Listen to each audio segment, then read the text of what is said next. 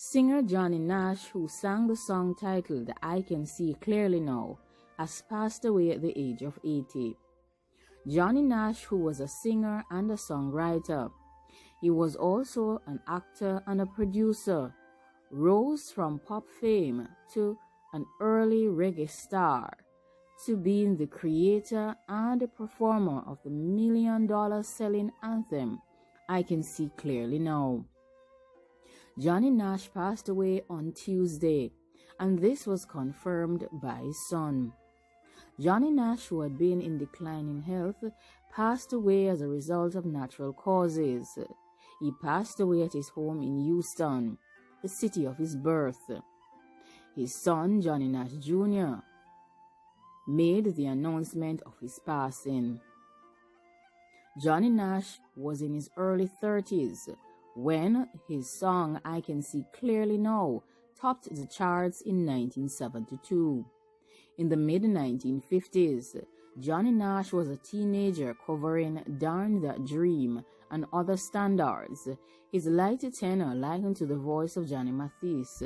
A decade later, Johnny Nash was co-running a record company. He had become a rare American-born singer of reggae music, and he helped launch the career of his friend Bob Marley.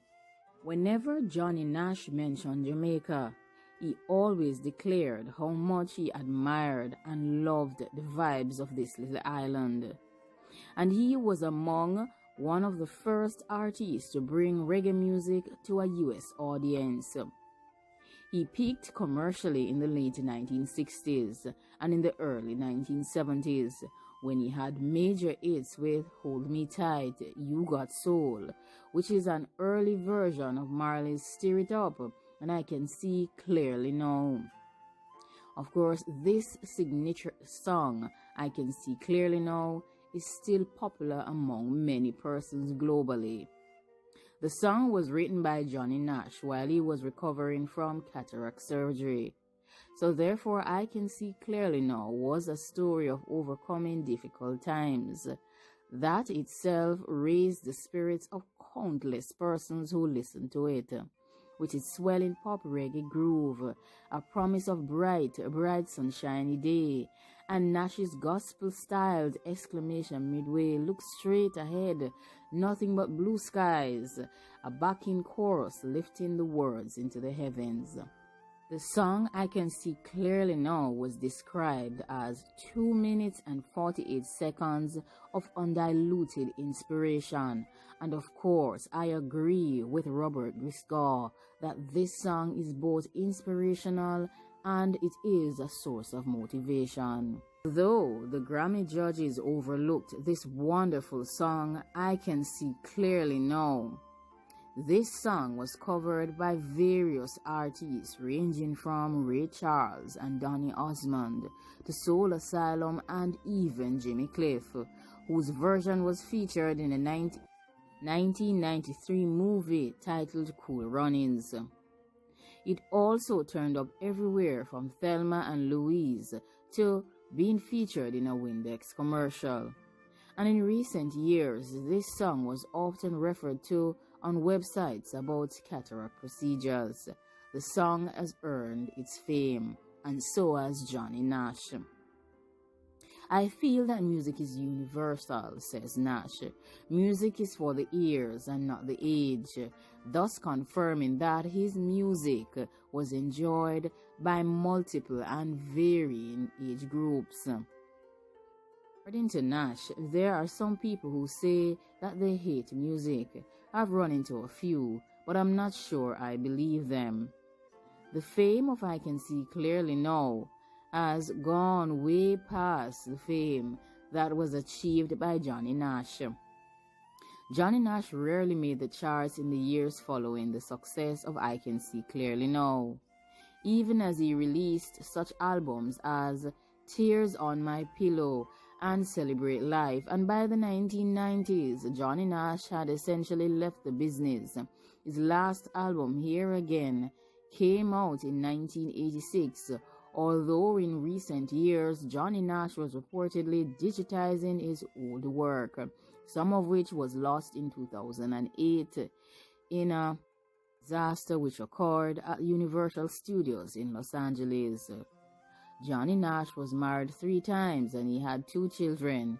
He had loved riding horses since childhood, and as an adult he lived with his family on a ranch in Houston, Texas, where for years he also managed rodeo shows at the Johnny Nash Indoor Arena. Johnny Nash is survived by his daughter Monica and his wife Carly Nash, along with his son Johnny Nash Jr. John Lester Nash Jr., whose father was a chauffeur, grew up singing in church by the age of 13. He had his own show on television in Houston. Within a few years, Johnny Nash had a national following through his appearances on the Arthur Godfrey Show, his hit cover of Doris's Day, A Very Special Love, and a collaboration with peers Paul Anka and George Amundsen IV, won the wholesome The 10 Commandments of Love. He also had roles in the films Take a Giant Step, in which he starred as a high school student, rebelling against how the civil issues were being addressed in schools, and Key Witness, a drama starring Dennis Hopper and Jeffrey Hunter. Johnny Nash's career faded during the first half of the 1960s, but he found a new sound and renewed success in the mid-60s after having a rhythm and blues hit with Let's Move and Groove Together and meeting Marley and fellow Wailers Peter Tosh and Bonnie Livingston during a visit to the island of Jamaica, the island that was filled with vibes.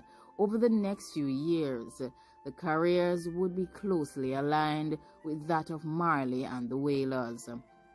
Johnny Nash convinced his manager and business partner, Danny Sims, with whom he formed JAD Records, to sign up Bob Marley and the Wailers and recorded reggae on Broadway and dozens of other songs for JAD. Johnny Nash brought Marley to London in the early 1970s, when Nash was the much bigger star internationally, and with Marley gave an impromptu concert at a local boys' school. Johnny Nash's covers of Stir It Up and Guava Jelly helped expose Marley's writing to a general audience. The two also collaborated on the ballad You Poured Sugar on Me, which appeared on the I Can See Clearly Now album. Quite lucid that Johnny Nash has contributed to one of Jamaica's legendary reggae artists, Bob Marley, and of course he has also contributed by extension to the success of the Wailers as well. I'm sure that Jamaicans everywhere who love reggae and who admire the fame that was achieved by reggae music will be expressing their gratitude to Johnny Nash for exposing one of our legends and one of our legendary groups, Bob Marley and the Wailers, to the world. After the 1980s, Johnny Nash became a mystery to fans and former colleagues as he stopped recording and performing and rarely spoke to the press or anyone in the music industry. By 1973, he told Crow that he anticipated years of hard work. What I want to do is to be a part of the business and to express myself and get some kind of acceptance, making people happy.